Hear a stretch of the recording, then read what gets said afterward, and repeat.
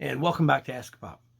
Today's SSA comes along with quite a bit of a Bible lesson, along with a real shout out to the Amazon Prime show, The House of David. They just finished up with season 1, and it is awesome.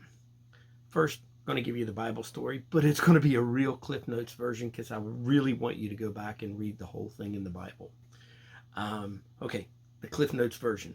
You see, Israel wanted a king, and God kind of warned them against it, but they really wanted it. So he sent his prophet Samuel and told Samuel to go anoint this guy Saul to be their king.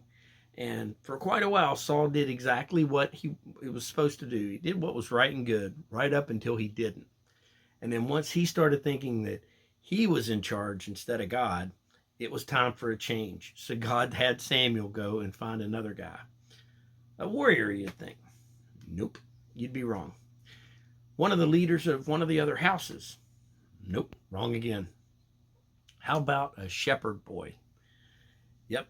Anyway, it's a long story and it's a really good one and definitely worth the read, but I don't want to spoil it. But anyway, God picked this guy named David and had Samuel anoint him with oil. And David ended up going and playing a harp or a lyre, what, it depends on, the version of the Bible that you read. For Saul, another crazy turn of events to make that happen, worth the read. And Saul didn't know that he was anointed to calm Saul down in the palace for Saul, and then David ended up slaying a giant. Another really great story. And during all of this, Saul did eventually find out that David was the anointed one and was going to end up being king. And Saul really, really did get kind of cranky with David and then tried to have him killed. Well, that's the backstory. And it will end up being quite a bit of the story of the House of David over the next few seasons. I hope I didn't spoil it for anybody who doesn't want to read the Bible. Anyway, one of Saul's sons, Jonathan, does become best friends with David. And in this dramatization, and I'll have to point out that this part isn't in the Bible, but they did a really, really good job in the dramatization. Jonathan actually figures out, right before David goes to fight this giant, that David is the anointed one. And again, this isn't in the Bible, it's in the dramatization. Anywho, during this scene, the actor playing Jonathan, he figures out that David is the anointed one. And in a split second, he has to make a decision. And in his eyes, you can see it. He realizes that he has to choose between himself becoming king or following along with God's will, his God's will, because he's still following God. And you can see the pain come over his face because this is a tremendous decision.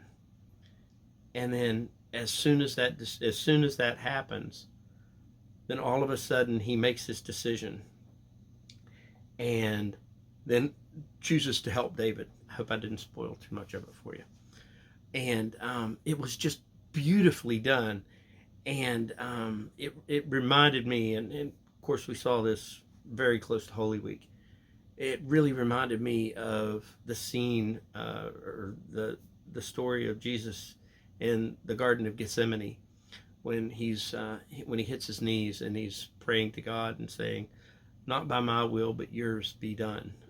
If this cup can be taken away from me," and it's His will, and that is so very hard, to make that choice. Anywho, I wanted to publicly give a shout out to Amazon and the creators of the show for putting in digital film such a great example of the way some people make a sacrifice to choose His way and how much better the world is for it. I want you to have an awesome day.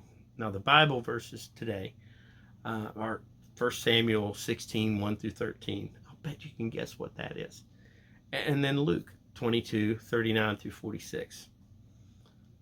The questions are, have you ever felt as though your will and his will were at odds? And if so, how did you come to terms with it?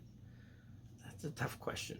I know it has been for me, but I'm going to end with a real quick story here. That there's a lot of bumper stickers that would say, "God is my co-pilot," and I used to joke with my Reverend Jeff and say that anybody that says God is their co-pilot, I always joked and said that means that they've got an idiot behind the controls, because I truly want God as my pilot, and I'll sit in the co-pilot seat because God really, really knows what he's doing.